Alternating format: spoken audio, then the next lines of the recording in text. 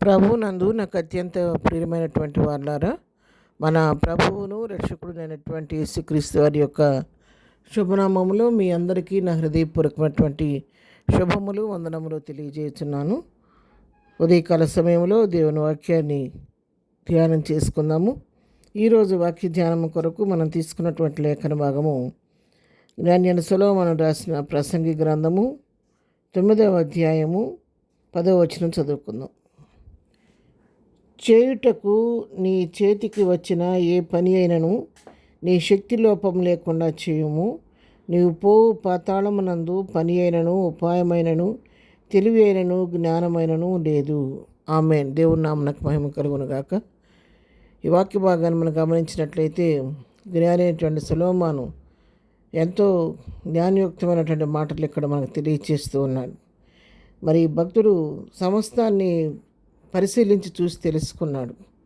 అన్ని కోణాల్లో కూడా తన జీవితంలో ఏదైతే క్షేమకరంగా ఉంటుందో, ఏ మార్గంలో అయితే బాగుంటుందని అన్ని బావుగా పరీక్షించి తెలుసుకున్న తర్వాత చివరికి అతను తేల్చిన సత్యం ఏంటంటే అన్నీ వ్యర్థమే అంటాడు. అన్నీ వ్యర్థమే. బ్రతికినంత కాలము మనకు ప్రభు ఇచ్చినటువంటి ఆయుష్కాలంలో ప్రభు ఇచ్చినటువంటి ఆహారాన్ని అన్నపానములు పుచ్చుకుంటూ సంతోషం గడవటం కంటే భూమి మీద అంతకంటే శ్రేష్టమైనది మరొకటి లేదు అంటాడు. ఇక్కడ మనుషులంటే మనం హెచ్చరిస్తున్నాడు భక్తుడు. చేయుటకు నీ చేతికి వచ్చిన పని ఏ పనైనను నీ శక్తి లోపం లేకుండా చేయమంటున్నాడు. ఈ లోకంలో ఉన్నప్పుడు నీ చేతికి ఏదన్నా ఒక పని అప్పగించబడినప్పుడు అది పెద్ద పని కావచ్చు, చిన్న పని కావచ్చు, ఉద్యోగ బాధ్యత కావచ్చు, మరొక పని కావచ్చు. ఏ పని అయినప్పుడు కూడా నువ్వు ఏ పని అయితే నువ్వు చేస్తున్నావో ఆ చేసే పనులు నమ్మకముగా ఉండమని చెప్పి ఇక్కడ భక్తుడు మనం హెచ్చరిస్తూ ఉన్నాడు. అది కొద్ది పని కావచ్చు, పెద్ద పని కావచ్చు, కానీ చేసే పనులను చాలా జాగ్రత్తగా నమ్మకంగా ఉండాలి. ఆ చేసే పని ఎలా చేయాలంటే శక్తి లోపము లేకుండా చేయమంటున్నాడు. ఎందుకంటే నువ్వు వెళ్ళే పాతాళంలో చేద్దాం అనుకుంటే అక్కడ పని ఉండదు, మరి ఉపాయం ఉండదు, తెలివి ఉండదు, జ్ఞానం ఉండదు. కాబట్టి భూమి మీద ఉన్నప్పుడే నువ్వు అప్పగించిన పని విషయంలో నమ్మకముగా ఉండు. ఆ పని విషయంలో నువ్వు ఏమాత్రం కూడా అశ్రద్ధ లేకోకుండా, శక్తి వంచన లేకోకుండా, నువ్వు శాయశక్తులు ఆ శక్తి లోపం లేకుండా ఆ పనిని చేయమని మనల్ని హెచ్చరిస్తూ ఉన్నాడు. ఎందుకంటే చేసే పని విషయంలో మనం నమ్మకస్తులుగా ఉండాలి.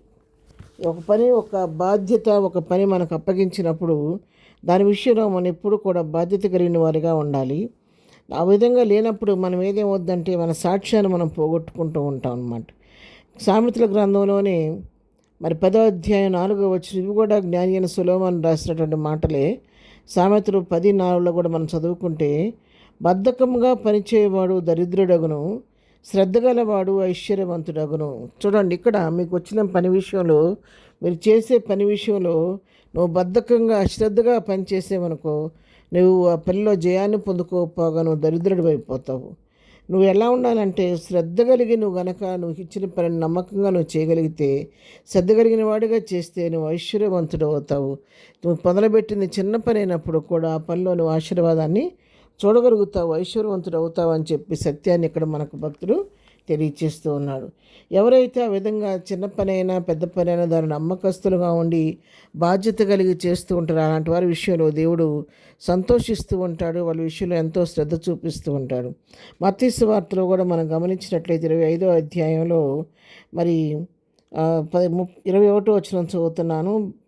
అతని యజమానుడు, బడా నమ్మకమైన మంచి దాసుడా, నీవి కొంచెంలో నమ్మకంగా ఉంటివి, నేను అనేకమైన వాటి మీద నియమించదను, నీ యజమానుని సంతోషంలో పాలు పొందమని అతనితో చెప్పాను. ఇక్కడ ఈ వాక్య భాగాన్ని మనం గమనిస్తే మరి 5 తలాంతులు, 2 తలాంతులు, 1 తలాంతు ఇచ్చిపోయినది. మరి వ్యాపారి తిరిగి వచ్చినప్పుడు, తన దేశాంతరం పోయి తిరిగి వచ్చినప్పుడు ఆ దాసులు తీసుకొచ్చి 5 తలాంతులు ఇచ్చుకున్నవాడు 10 తలాంతులు చేసి ఇచ్చాడు, 2 తీసుకున్నవాడు 4 తలాంతులు చేసి ఇచ్చినప్పుడు తను పలుకుతున్నట్టు మాటలు, నువ్వు కొంచెంలో బడా నమ్మకమైన మంచి దాసుడా, నువ్వు కొంచెంలో నమ్మకంగా ఉన్నావు కాబట్టి నేను అనేకమైన వాటి మీద నియమిస్తానని చెప్పి నీ యజమానుల సంతోషంలో పాలు పొందమని చెప్తున్నాను. అవును ప్రియారా, మనం కొంచెంలో నమ్మకంగా ఉంటే దేవుడు దాన్ని బట్టి నీ నమ్మకత్వాన్ని బట్టి దాన్ని ఆశీర్వదించి అనేకమైన వాటి మీద అధికారిగా చేస్తాడు.